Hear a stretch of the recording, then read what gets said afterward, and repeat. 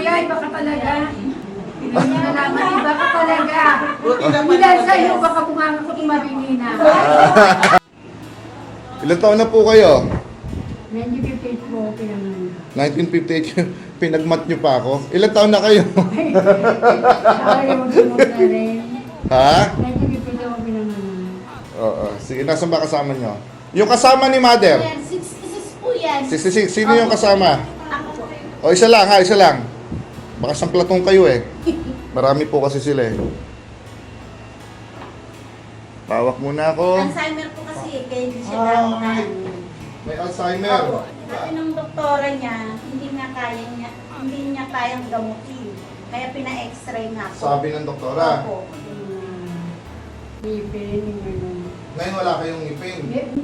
Kasi ngipin niya up and down. Hindi ko na nahihirapan ako dahil na magsasalita. Naniligat ang pangalan. Naninigas. Sige ho, relax lang po kayo. Hindi Hindi ko masakit yun. Hindi po.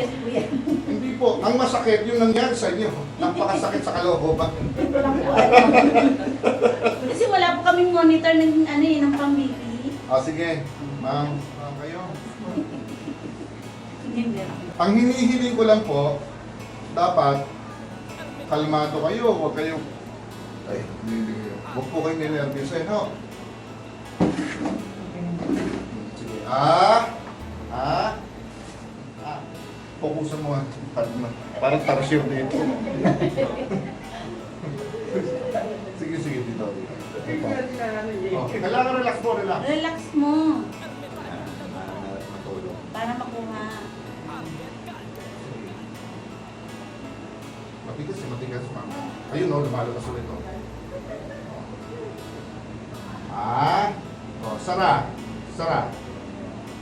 Sara na, sara. I. Sarado mo. Okay. O yan na, bumalik na. Salamat. Hirap talaga. I-relax nyo na po yung inyong anak. Ganda ng ngiti niya mo. Okay. Hindi kagaya kanina. Okay na, Lay? Lay? Okay na? Oo, okay na. Yan na. Oh. Tumigas yung ano niya eh. Ang panga niya. Yun na, okay. Ninenervous. Pagdikitin nyo na yung ngipin nyo, Yes!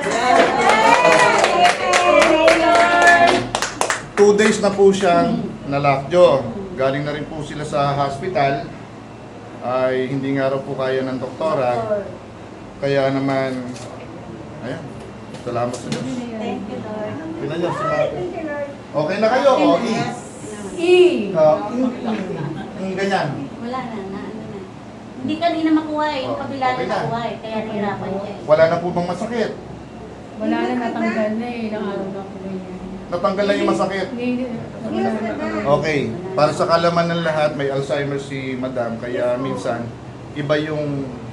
Yung sinasabi po. Yung sinasabi niya. No? So, ayan, si nanay ay... Di pa ako nanay. Ay, hindi pa. Sorry.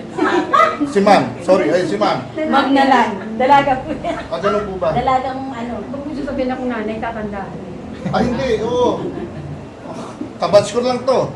Ayun. Batang-bata na kayo. Batang-bata na kayo. Laki-laki na nanay. Ayan. Mga kaano-ano kayo? Kamag-anak kayo lahat.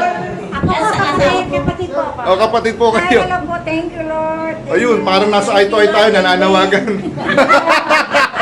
Kuya, Oh. salamat ah. Opo. Opo. Sobrang sakit po kanina. 2 araw yung tiniis, ano ho?